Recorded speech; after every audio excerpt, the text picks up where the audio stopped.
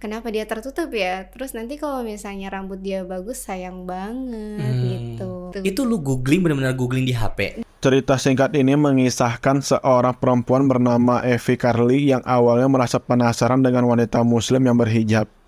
Ia merasa sedih karena menganggap rambut yang bagus akan terbuang jika ditutupi.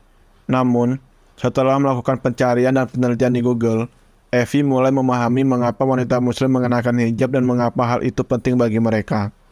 Dikutip dari kanal YouTube Rukun Indonesia, Evie merasa terinspirasi dan tertarik untuk menjadi seorang muslim. Ia memutuskan untuk memeluk Islam dan melaksanakan ajaran agamanya.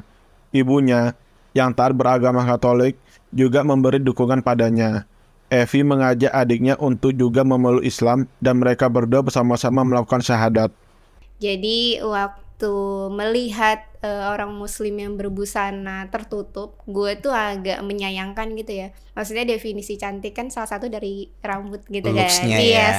Terus kenapa dia tertutup ya? Terus nanti kalau misalnya rambut dia bagus sayang banget gitu. Percuma dong nyalon ya kalau nggak diliatin ya. Iya, kan kalau misalnya dia di curly atau apa kan cantik banget kan. Terus bajunya dia terbatas yang dia pakai. Sedangkan fashion kan bermacam-macam Berarti lu bentuknya memang pengagum gitu. fashion banget nih waktu itu. Fashionable.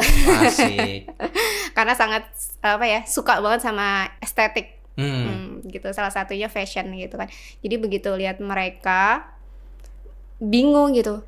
Kenapa ya mereka segitunya gitu loh. Begitu mau menutup semuanya demi menjalankan perintah agamanya gitu. Setelah kepo-kepo, pas aku googling ternyata itu cara Tuhan dia tuh untuk memuliakan mereka gitu. Terus kayak jadi mereka tuh kayak dispesialin gitu loh, maksudnya dibedain gitu daripada yang lain gitu. Itu lu googling, benar-benar googling di HP? Google aja kayak kenapa wanita muslim mesti berhijab gitu. Jadi dari situ kekepo, terus bimbang sih kayak kalau gue berkerudung, ini satu lemari nggak ada satu pun yang bisa gue pakai nih gitu. Gimana nih gitu. Sedangkan bajunya bener-bener nggak ada yang bisa dipakai lah untuk look hijab gitu kan. Yang kebuka kemana gitu itu nggak akan nyampe untuk aku bisa berkerudung gitu. Tapi gamblingnya tuh lu pengen pakai hijab pada akhir setelah searching dan googling itu, tapi lu nggak kepikiran waktu itu mau pindah ke Islam? Enggak, jadi kayak pengen kerudung, gue pengen coba kerudung deh supaya nutupin gitu. Karena itu salah satu komplain dari suami dari cara berbusana gitu kan. Maksudnya kan kalau aku tuh pakai baju gini Kak, pakai kemeja itu mesti dua gitu yang kebuka gitu. Oke. Jakarta banget lah ya, ibu kota gitu, ya. Terus pakai tank top, pakai kemeja ya udah gitu kan. Terus lama-lama dikomplain sama dia gitu. Terus kayak bisa nggak sih kamu tuh pakai baju yang tertutup? Aku nggak mau kamu diliatin sama orang-orang. Kamu pakai baju ini tuh jadi pada notice gitu, jadi pada ini matanya semuanya ke istri gue gitu kan. Guenya sendiri risih gitu. Terus coba deh pakai baju yang tertutup gitu. Terus komplain. Waktu aku lagi mau jalan pulang di Jalan Fatmawati, dia tiba-tiba ngomong gini, kamu ya lama-lama suruh pakai cadar aja deh gitu. Tertutup sekalian ya. Tertutup kan, maksudnya bener-bener tutup tuh. Mata aja yang kelihatan gitu kan. Karena dia kan pengen keindahan itu cuma dia yang memiliki kan. Iya, cuma kalau misalnya pakai baju tertentu cuma di rumah aja gitu. Tapi jadi kala itu dia aja non muslim, agnostik sih lebih tepatnya. Agnostik. Yes. Oke. Tapi pola pikirnya pinginnya ibaratnya kamu tertutup lah ya. Iya. Aku juga nggak tahu dia dapat inspirasi dari mana untuk ngomong itu ke aku gitu. Setelah dia ngomong gitu, akhirnya dilema lah kayak iya juga ya kalau misalnya tertutup, tapi gimana gitu. Sedangkan gue Katolik, masa iya gue jadi suster di Cikanyere gitu kan. Tapi kan lu udah nikah. Iya. Bingung juga kan, ini nggak nyampe, dia nggak dapet. Nah berjalannya waktu kayak kepikiran ke mall, terus segerombolan orang yang nggak tahu dari mana ngelihat, tapi mereka cantik aja kok pakai berkerudung gitu. Terus mereka kayak lebih spesial gitu kan, ada ya, maksudnya sesuatu yang spesial kan pasti sedikit ya. Jadi yang satu terbuka, yang satu tertutup banget. Akhirnya kepikiran, ya udah dilema 3 bulan lah kurang lebih gitu kan. Gimana gitu. Akhirnya sampai di satu titik yang aku bingung banget, aku harus ngapain, terus aku harus gimana. Terus akhirnya ya mungkin Allah kasih aku hidayah, salah satunya melalui mimpi kayaknya ya. Waktu tuh mimpi. juga. Oke, mimpi apa? Mimpinya itu berkali-kali, tapi aku nggak bisa ngitung ya Kak. Maksudnya aku sendiri nggak, karena kan itu kayak menurut aku ya udah bukan sesuatu yang harus aku pikirin banget gitu. Maksudnya bukan sesuatu yang harus aku cari tahu pas segala macam. Mimpinya itu ya kayak aku di depan masjid, tapi ada segerombolan orang mau bersiap-siap sholat, begitu azan mereka tuh siap-siap sholat, aku cuma ada di luarnya aja, tidak ikut sholat gitu. Tidak, jadi aku cuma ngeliatin orang yang lagi bersiap-siap dan mau sholat menuju masjid itu gitu. Dan itu berkali-kali? Dan itu berkali-kali. Oh mungkin gini ya, biar clearnya ya, hidayahnya itu bukan hanya soal mimpinya, mungkin itu hanya runtutan dari di awal lu penasaran sama hijab berarti kan? Iya mungkin, iya kan? Mungkin. Bisa Nah juga, dari juga. situ mimpi berkali-kali, lu responnya apa waktu itu? Ya kayak diabaikan aja, kayak enggak, masa gue bisa sholat, nggak mungkin, berarti gue harus ke gereja sering nih gitu. Oh, Saat itu. ujian ya lu nganggap itu ujian. Wah, kacau nih katanya. Iya, kayak gue lagi jauh nih dari Tuhan nih, makanya Tuhan nyentil gue nih gitu. Tapi kala itu lu rajin nggak? Wah, bukan main Kak, rajin. Kalau misalnya online, kalau itu online, ya udah online di mana nih, gereja mana, ya udah. Oh, karena COVID ya? Oke. Karena COVID gitu. Jadi nggak boleh di skip gitu. Kegiatan apapun lu ikutin? Ikut semua kegiatan, mau dari OMK pemudanya, dari gue harus ngajar putra putri altar ya kalau misalnya itu. Terus pokoknya semua pelayanan yang gue bisa jalanin gue ikut semua gitu. Jadi benar, berarti ketika dapat mimpi itu yang bagian dari cara hidayah menjemput itu, lu pikir itu sebagai ujian ya? Betul. Oh bahaya nih kata nih, berarti gue harus ke gereja lagi nih ya? Karena gue ngerasa itu adalah ujian gue, ya mungkin ada sesuatu yang kayaknya nih jarak lo dan Tuhan tuh lagi jauh gitu, lagi renggang, dan mungkin itu cara Tuhan untuk yuk dekat lagi sama gue gitu. Pada saat itu berpikirnya seperti itu gitu. Terus nextnya gimana tuh? Kan ketika lo mencoba untuk dekat lagi kepada Tuhan sebelum lo mu'alaf, Makin galau. Makin galau. Kayak lu dideketin sama orang tapi lu lagi pacaran gitu. Teksnya kayak gitu. Tapi lu udah punya pacar nih, tapi ada satu orang yang deketin lu tuh. Gue pilih siapa gitu. Gue pilih siapa nih gitu. Di situ bikin dilema, galau. Di situ akhirnya gue berdoa sih. Gue berdoa, saya minta sama Tuhan, ya Tuhan, ini gue lagi di bawah. Nah, ini server mana nih? Gitu. Di server yang Katolik dulu. ya. Okay.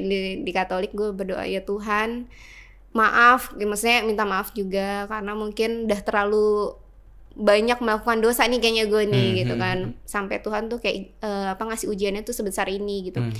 Ya gue berdoa, ya Tuhan, kalau memang iman aku lagi di bawah, tolong kuatin gitu, karena ini ada satu yang masuk gitu. Kenapa dia bisa mengisi kekosongan aku ini gitu. Terus udah berdoa kayak gitu, terus aku kepikiran dengan si doi gitu kan, memberanikan diri menyebut namanya gitu. Berdoa dengan cara muslim gitu. Oh, akhirnya juga double nih doa, tapi beda server. 2 kali ya. Jadi berdoa terus kayak bilang, ya Allah, kalau memang aku diizinkan untuk menjadi seorang muslim, tolong dipermudahkan aku, nggak tahu harus memulai dari mana dan kemana, dan istilahnya gimana gitu semuanya. Caranya. Jadi aku mempertanyakan juga, kalau emang aku mau diundang ke dalam agamamu, tolong deh permudah. Gue nggak tahu caranya, sumpah gue nggak tahu gitu kan. Kayaknya udah pasrah, makin nggak bisa tidur, makin galau itu drastis gitu, naiknya drastis. Terus setelah itu mainlah sama teman kan, main sama teman, nongkrong gitu, karena dia ada acara ulang tahun, kita ke daerah Jakarta Selatan. Terus dia bilang, yuk kita makan babi gitu. Makan ramen babi gitu kan. Ya udah ayo gitu. Makan. Terus aku langsung ngomong sama temanku, gue kayak mau jadi muslim gitu. Lagi makan itu ya? Lagi makan, gue kayak mau jadi muslim. Terus dia cuma ketawa. Bercanda kali ini gitu ya? Gitu. Lu ngejokes aja, lu lucu gitu kan, segala macam. Terus ada satu temanku akhirnya yang dia ini nih, mood serius gitu. Langsung dia bilang gini, lo yakin gitu, lo udah pastiin belum? Karena ini bukan istilahnya lo kan udah nikah, ini bukan sesuatu yang kalau lo udah nggak sayang sama dia lo bisa bercerai gitu. Ini soal agama gitu, itu sebagai penuntun lo gitu. Kalau emang lo bener-bener yakin, ya lu kuatin lagi iman lo, maksudnya yakinin nih di mana gitu. Tapi gue cuma kasih masukan, ya karena gue ada di posisi agama sekarang, ya gue menilai ya lu lagi jauh aja dari Tuhan gitu. Oke. Jadi lu sering-sering baca Alkitab aja gitu. Pendapat teman kan. Jadi lu harus rosario lah apa segala macam. Pokoknya benar-benar kuatin iman lo banget gitu. Terus lu mengurangi aktivitas yang agama lain gitu.